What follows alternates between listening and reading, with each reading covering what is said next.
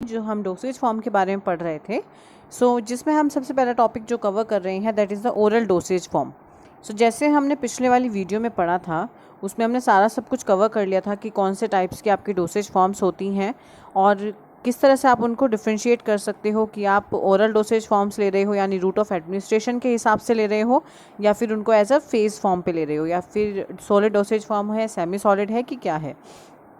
यहाँ पर हम सबसे पहले जो ओरल डोसेज फॉर्म है यानी रूट ऑफ एडमिनिस्ट्रेशन के अकॉर्डिंग अगर देखें, ओरल डोसेज फॉर्म को हम यहाँ पर ले रहे हैं।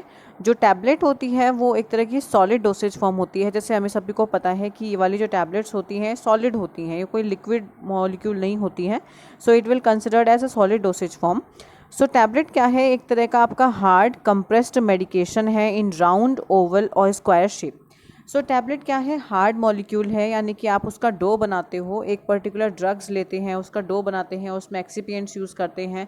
उसके बाद जैसे ही एक आटा टाइप गुज जाता है तो उसको आप मशीन में कंप्रेस करते हो, फिर उसके बाद उसको राउंड या किसी भी एक पर्टिकुलर शेप में लाते हो और उसकी हमें एक टैबलेट मिल जाती है जिसको हम एक हार्ड या सॉलिड डोसेज फॉर्म बोलते हैं, और उसे हम किस तरह से यूज़ करते हैं? ओरली। अब अगर एक टैबलेट की आप बात कर रहे हो तो उसमें कौन कौन से ऐसे एक्सिपिएंट्स हैं जो आप यूज़ कर सकते हो, जिसमें आपका बाइंडर्स आता है। बाइंडर्स जैसे कि नाम बता रहा है कि ऐसा कोई इंग्रेडिएंट या सब्सटेंस जो किसी भी एक पर्टिकुलर फॉर्मुलेशन में बाइंड करने का काम कर रहा है, जोड़ने का काम कर रहा है। तो यानी कि अगर हमारे पास एक ड्रग मॉलिक्यूल है, यानी कि एक ड्रग पाउडर है, और हमें उसे किसी भी एक पर्टिकुलर टैबलेट में कन्वर्ट करना है, तो उसके लिए हमें उसके साथ कुछ बाइंडर्स ऐड करने पड़ेंगे, कुछ ग्लाइडेंट्स ऐड करने पड़ेंगे, यानी कि जो उसकी फ़्लो प्रॉपर्टी को बढ़ा सके, यानी कि वो जब किसी भी हॉपर से होते हुए टैबलेट के लिए कंप्रेस होगा तो उसमें वो उसकी फ़्लो प्रॉपर्टी जो है वो इंक्रीज़ हो। साथ में आप ल्यूब्रिकेंट्स यूज़ करेंगे। ल्यूब्रिकेंट्स क्यों यूज़ कर रहे हैं? जैसे कि हम लोग देखते हैं कि किसी भी तरह की अगर चिपचिपी मटेरियल होगी तो वो किसी भी मशीन में चिपक सकती है, तो उसको हम लोग ल्यूब्रिकेट यानी कि उसको चिकनाहट देने के लिए भी हम ल्यूब्रिकेशन प्रोवाइड करते हैं, ताकि हमें एक एफिशिएंट टैबलेटिंग यानी कि एक एफिशिएंट प्रोसेस के थ्रू हमें एक अच्छा टैबलेट मिल सके। Now secondly, disintegrants to ensure that the tablet breaks up in the digestive tract. Disintegrants जैसे कि नाम बता रहे हैं, इंटीग्रेट का मतलब होता है जुड़ना और डिसइंटीग्रेट का मतलब होता है तोड़ना। तो यानी कि हम एक ऐसा डिसइंटीग्रेटिंग एजेंट वहाँ पर यूज़ करेंगे जो ये तय करेगा कि वो पर्टिकुलर टैबलेट आपके डाइजेस्टिव ट्रैक में या आपके स्मॉल इंटेस्टाइन या लार्ज इंटेस्टाइन या स्टमक में जाकर किस टाइम पे जाकर वो टूटेगी और कितनी टूटेगी। उसके लिए हम लोग यहाँ पर मेनली यूज़ करते हैं व्हाट? डिसइंटीग्रेंट्स। नेक्स्ट है आपका स्वीटनर्स या फ्लेवर्स। स्वीटनर्स और फ्लेवर्स हम इसलिए यूज़ करते हैं ताकि किसी भी ड्रग की या किसी भी फॉर्मुलेशन की अगर बैड टेस्ट है, मतलब कि उसकी टेस्टिंग अच्छी नहीं है, वो बहुत गंदा स्मेल कर रही है या अच्छा टेस्ट नहीं है उसका, तो उसको मास्क करने के लिए हम उसमें फ्लेवर्स यूज़ कर सकते हैं। जैसे हम मैंगो फ्लेवर यूज़ कर लें या फिर हम किसी भी तरह का फ्लेवर यूज़ कर सकते हैं उस दवाई में, और हम उसमें स्वीटनर्स यूज़ करते हैं। जैसे मैंने पहले भी बताया था, स्वीटनर्स आप यूज़ कर रहे हो ताकि आप किसी भी तरह की कड़वाहट को मिठास में चेंज कर सको एक कोटिंग के थ्रू। तो हम टैबलेट्स पे उस तरह की कोटिंग कर देते हैं। नेक्स्ट आप पिगमेंट्स यूज़ कर सकते हो to make uncoated tablets visually attractive. यानी कि अगर आप अनकोटेड टैबलेट्स को देखो तो वो थोड़ी रफ़ होती हैं, खुरदुरी होती हैं। तो एक तो उनकी कोटिंग हम जब कर देते हैं किसी भी पिगमेंट यानी किसी भी कलर से, जैसे हमने कई वैरायटी ऑफ कलर्स देखे हैं टैबलेट्स में, जैसे येलो कलर भी होता है, ऑरेंज भी होती है, ग्रीन भी होती है, रेड भी होती है। तो एक तरह से हम उसकी अपीयरेंस यानी कि उसको अट्रैक्टिव दिखा रहे हैं। और दूसरी चीज़, जो अनकोटेड टैबलेट्स होती हैं वो थोड़ी रफ़ होती हैं, वो भी उस कोटिंग के थ्रू मास्क हो जाती है। ये था आपका ओरल डोसेज फॉर्म। चलिए नेक्स्ट पे आ जाते हैं। नाउ टैबलेट जो कंटिन्यूड हम यहाँ पे कर रहे हैं, टैबलेट की कोटिंग मेनली अप्लाई कैसे की जाती है, तो हम यहाँ पे क्यों कोटिंग अप्लाई कर रहे हैं मैं वो बता रही हूँ। कोटिंग में भी applied to hide the taste of the tablets component. यानी कि जो भी हमने कंपोनेंट, जो भी ड्रग्स उसमें यूज़ किए हैं, उसका जो भी टेस्ट है, जो भी कड़वाहट है, अगर हम उसको मास्क करना चाहते हैं, हाइड करना चाहते हैं, तो हम उसके लिए उसको कोट कर देते हैं। यानी किसी भी टैबलेट को हम एक पर्टिकुलर कोटिंग के थ्रू, स्वीटनिंग एजेंट या फ्लेवरिंग एजेंट से हम ऐसे मास्क एक लेयर फॉर्मेशन कर देते हैं जिसको हम कोटिंग बोलते हैं। दूसरी चीज़ आप क्यों यूज़ कर रहे हो? Make the tablet smoother and easy to swallow. जब आप उसको निगल रहे हो टैबलेट को, तो उसमें एक दिक्कत आ सकती है कि अगर टैबलेट रफ़ है, अगर टैबलेट का ऊपरी सरफेस थोड़ा सा रफ़ है, तो जब आप उसको स्वेलो करोगे तो वो आपकी जो नेक है, जो अंदर से रीजन है, उसके वॉल्स पर जाकर ना वो खुरदुरा महसूस होगा, रफ़ महसूस होगा, जिसकी वजह से आपको स्लो करने में दिक्कत होगी। तो उस केस में हम लोग उसकी कोटिंग इसलिए कर देते हैं ताकि जो ये रफनेस है इसको हम कोट करके इसको स्मूथ कर सकें और वो ईजिली स्लो हो पाए। Nextly make it more resistant to the environment, यानी कि जो भी बाहरी एनवायरनमेंट है, अगर कोई भी हमारा ऐसा ड्रग है जो मॉइस्चर के कांटेक्ट में आके डिग्रेड हो सकता है, या फिर वो हाइग्रोस्कोपिक है, पानी के कांटेक्ट में आके या मॉइस्चर के कांटेक्ट में आके वो एकदम से लिक्विफाई हो जाता है, तो उस चीज़ को हम रेजिस्ट करने के लिए, यानी कि रोकने के लिए हम क्या करते हैं, कोटिंग कर देते हैं, ताकि जो भी उसका ड्रग हमने इनकॉर्पोरेट करवाई है वो डायरेक्टली किसी भी एनवायरनमेंट के कांटेक्ट में ना आए।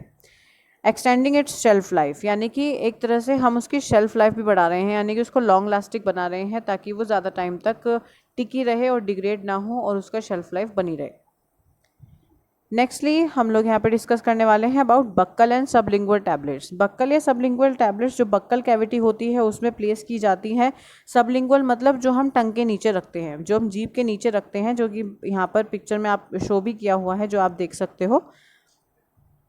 आई am gonna show you out this, see इस पर्टिकुलर पिक्चर के अंदर ये चीज़ मेंशन की गई है कि जो सबलिंगुअल टैबलेट्स होती हैं उसको हम ऐसे जीभ के नीचे, यहाँ पर ये छोटा जो पोर्शन दिखाया हुआ है यहाँ पे ये रखी जाती है, और बक्कल कैविटी यानी कि जो अंदर का हमारा एरिया होता है उसमें साइड चीक्स वाली तरफ हम लोग उसको प्लेस करते हैं। सो सबलिंगुअल या buccal medications are administered, sorry for the inconvenience. So sublingual and buccal medications are administered by placing them in the mouth, यानी कि ये ऐसी टैबलेट्स होती हैं, ऐसी मेडिकेशंस होती हैं जिसको आप एडमिनिस्टर कर रहे हो, यानी उनको ले रहे हो, उनको कहाँ पर प्लेस कर रहे हो, आउट माउथ के अंदर, और या तो हम उसको टंग के नीचे रखते हैं यानी कि जिसको हम सबलिंगुअल बोलेंगे, या फिर हम उसको चीक्स और गम्स के बीच में रखेंगे जिसको हम बक्कल कैविटी बोलते हैं। The medications dissolve rapidly and are absorbed through the mucous membrane of the mouth where they enter into the bloodstream. तो जैसे कि हमें पता है कि हमारी टंग के नीचे सबसे ज़्यादा ब्लड वेसल्स होती हैं जहाँ पर जो भी हमें एब्जॉर्ब करवानी है ड्रग वो रैपिडली एब्जॉर्ब हो जाती है, इसीलिए हम बेसिकली यहाँ पर सबलिंगुअल टैबलेट्स यूज़ करते हैं इमरजेंसी कंडीशंस में, क्योंकि उसमें ब्लड स्ट्रीम में डायरेक्टली वो ड्रग पहुँच जाती है एब्जॉर्ब होने के बाद। एक क्वेश्चन आता है कि बेसिकली ब्लड स्ट्रीम्स तो वहाँ पर प्रेजेंट हैं लेकिन वो एब्जॉर्ब कैसे होगी। सो एब्जॉर्ब होने के लिए वहाँ पर सलाइवा मौजूद होता है हमारी म्यूकस मेम्ब्रेन पे। सो उसमें सलाइवा में जब वो टैबलेट घुल जाती है पूरी तरह से, फिर वो एब्जॉर्ब हो जाती है और एब्जॉर्ब होकर आपके ब्लड स्ट्रीम में पहुँच जाती है। तो ये बेसिक सा एक प्रोसेस होता है जिसके थ्रू ये पूरी प्रोसेस काम करती है। ये अवॉइड करती है the acid and enzymatic environment of the stomach, यानी कि ऐसी कोई ड्रग्स जो स्टमक में जाकर आपके स्टमक को अपसेट कर सकती थी, यानी कि उसके एनवायरनमेंट, एसिडिक एनवायरनमेंट होता है स्टमक का, जो हमारा स्टमक होती है उसके अंदर एसिडिक एनवायरनमेंट होता है। तो उस चीज़ को नेगलेक्ट आउट करने के लिए आप उनको यहाँ पर यानी कि सबलिंगुअल दे सकते हो, बक्कल दे सकते हो, जिससे ये फ़ायदा होगा कि एक तो आपको अल्सरेशन की जो अल्सरेशन कॉज होता है यूजुअली लोगों को वो नहीं हो पाएगा, क्योंकि आप उसको डायरेक्टली ब्लड स्ट्रीम में पहुंचा रहे हो instead of stomach. Nextly examples of drug administered by this route example vasodilators, यानी कि जो हम ब्लड वेसल्स को डायलेट करने के लिए दी जाती हैं इमरजेंसी कंडीशंस में, जो वेसोडाइलेटर्स दिए जाते हैं, और जो स्टेरॉयडल हार्मोन्स दिए जाते हैं वो ही इन दो केसेस में दी जाती हैं, बक्कल और सबलिंगुअल टैबलेट्स के थ्रू। नेक्स्ट विल बी और एफोविसेंट टैबलेट्स। सो एफोविसेंट टैबलेट जैसे कि हम लोग इनो से बिल्कुल वाकिफ़ हैं कि कैसी होती है इनो।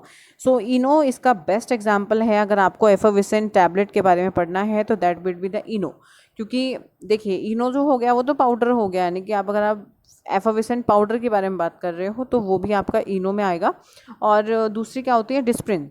सो डिस्प्रिन जो आपकी बेसिक एक जो हमें दवाई पता ही है वो डिस्प्रिन है, जो इसका बेस्टेस्ट एग्जाम्पल है, क्योंकि हमें उन दोनों से पता चल रहा है कि ऐसी कोई मेडिकेशन जो भी पानी के कांटेक्ट में आते ही सडनली CO2 रिलीज़ करे, यानी कि कार्बन डाइऑक्साइड को रिलीज़ करे और उसमें बबल्स फॉर्मेशन हो जाए, तो उस पर्टिकुलर को हम बोलते हैं एफोविसेंट, यानी झाग उड़ जाना। ठीक है। सो इसमें हम पढ़ रहे हैं यहाँ पे effervescent tablets are uncoated tablets that generally contain acid substances, जैसे कि सिट्रिक एसिड या टार्ट्रिक एसिड होता है उनमें, और उनमें कार्बोनेट्स और बायोकार्बोनेट्स होता है। क्यों? क्योंकि ये पानी के कांटेक्ट में आते ही एकदम से झाग उठा देते हैं। झाग क्यों बोल रहे हैं हम? क्योंकि उसके अंदर जैसे एरेशन होता है और वो CO2 को रिलीज कर देती है, तो CO2 रिलीज होते ही उसमें एरिएशन एफिवेसेंट आते हैं और उसी को हम पर्टिकुलर एफिवेसेंट टैबलेट बोलते हैं। वो एकदम से टूट कर बिखर जाती हैं पानी के अंदर। And carbonates and bicarbonates and which react rapidly in the presence of water by releasing carbon dioxide. जैसे मैंने अभी बताया कि मेन प्रोसेस होती है कि ये CO2 रिलीज करते हैं। जैसे ही अगर हमारे पास एक पर्टिकुलर ग्लास के अंदर वाटर है और आपने उसके अंदर ये टैबलेट जैसे ही पोर की, मैं थोड़ा कलर चेंज करके बता देती हूँ, जैसे ही आपने टैबलेट इसके अंदर पोर की, ये क्या हो जाता है, इसमें इस तरह से बबल फॉर्मेशन हो जाती है। हमें सबने इनो देखी हुई है, सबने डिस्प्रिन देखा हुआ है। तो इसमें बबल फॉर्मेशन जो हुई, तो ये क्या कर रही है, लिबरेट कर रही है आपकी CO2। ये कंटिन्यूसली आपका CO2 लिबरेट करेगी और CO2 लिबरेट करने से ही इसमें ये एफर्विसेंट्स जो होती हैं ये जनरेट होती हैं। सो नेक्स्टली आपका आता है कि they are intended to be dissolved और dispersed in water before use providing. यानी कि अगर आप इनको ऐसे ही लेना चाहते हो या फिर इस दवाई को लेना चाहते हो तो आपको इसे पहले पानी में घोलना ही होगा, तभी आप इसको ले पाओगे। So a very rapid tablet dispersion and dissolution, यानी कि ये बहुत जल्दी डिसॉल्व होती हैं और डिस्पर्स होती हैं। ऐसी दोनों में बहुत फ़र्क है, दोनों वर्ड आप अच्छे से समझ लें। डिस्पर्स का मतलब होता है टूटकर बिखर जाना, डिस्पर्जन जिसको हम बोलते हैं, और डिसोल्यूशन का मतलब होता है किसी चीज़ में बिल्कुल तरह से घुल जाना, डिसॉल्व हो जाना। यानी कि ये आपको ट्रांसपेरेंट दिखाई देगा और ये ट्रांसपेरेंट नहीं होगा, ये डिस्पर्स्ड होगा। ठीक है। सो प्लेजेंट टेस्टिंग कार्बोनेटेड ड्रिंक, यानी आपने देखा ही होगा इनो की अच्छी खासी आपको सिट्रिक एसिड वाली खुशबू आती है, नींबू जैसी आती है और नींबू जैसा इसका टेस्ट आता है, तो इसमें एक प्लेजेंट टेस्टिंग और ये प्लेजेंट टेस्टिंग कार्बोनेटेड ड्रिंक होती है। नेक्स्टली आपके आते हैं chewable tablets. So these are tablets that chewed prior to swallowing. जैसे कि आप च्युइंगम जिसका एग्जांपल देख सकते हो, और हम लोग आजकल ये डाइजीन की जो गोलियां होती हैं उसको ऐसे चबाकर खा जाते हैं, तो वो इसका बेस्ट एग्जांपल है। मैं यहाँ पर एग्जांपल्स बताकर चल रही हूँ, अगर आपको नोट करने हैं तो आप ज़रूर नोट कर सकते हो अपने किसी भी एक पर्टिकुलर नोट्स जो आपने बनाए हों। सो डाइजीन जो है उसका एक बेस्ट एग्जांपल है, और विटामिन के जो प्रोडक्ट्स होते हैं वो उसका बेस्ट एग्जांपल है। सो ये ऐसी होती हैं जिसको आप च्यू करते हो, यानी कि आप अपने टीथ के और टूथ के हेल्प से ना इनको दोनों के बीच में से चबा कर तब खाते हो, और इनको हम एडमिनिस्टर करते हैं एज इट इज़, इनको चबाने के बाद ही हम एडमिनिस्टर करते हैं। तो जिसका एग्जांपल आपकी डाइजीन की टैबलेट्स आ जाएंगी, जिसको आप च्यूएबल टैबलेट्स बोलते हो।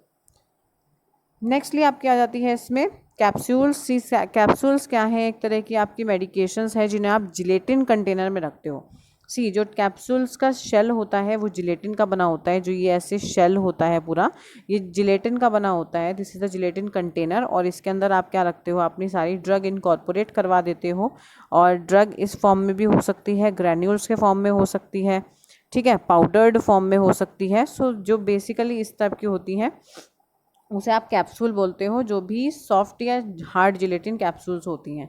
जैसे कि यहाँ पर फोटो में ऑलरेडी मेंशन किया हुआ है, तो मैं आपको दिखा देती हूँ कि जो ये येलोइश कलर की आपको यहाँ पर शो हुई है, दिस वन, ये जो येलोइश कलर की शो हो रही है ये आपकी हार्ड जिलेटिन कैप्सूल्स हो गई, क्योंकि ये जो इनका शेल होता है, जो बाहर ये कैप होती है, हार्ड जिलेटिन की बनी होती है, और ये वाली जो होती हैं ये आपकी सॉफ्ट जिलेटिन कैप्सूल्स होती हैं, जिसमें आप मेनली आप विटामिन ई की कैप्सूल्स भी देख सकते हो।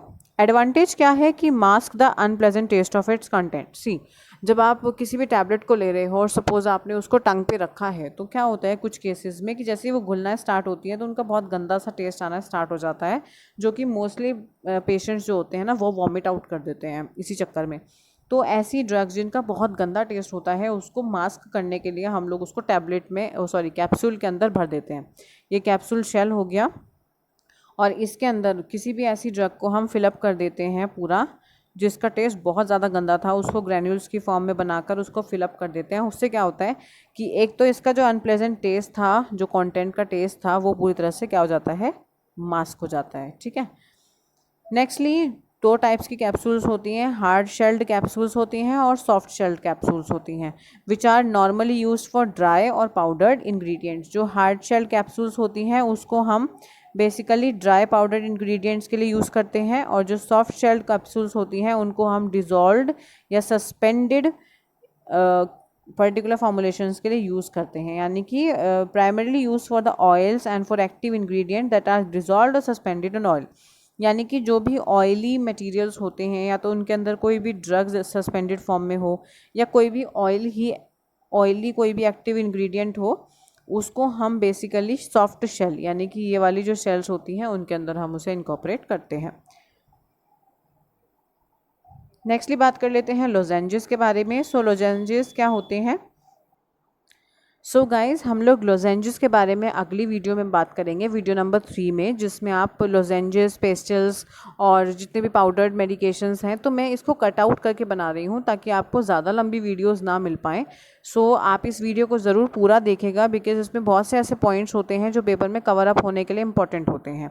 सो आई होप कि आपको ये वीडियो अच्छी लगी होगी और ये दोनों पॉइंट्स मैं पिछली नेक्स्ट वीडियो में अपनी कवर करूँगी। Thank you so much.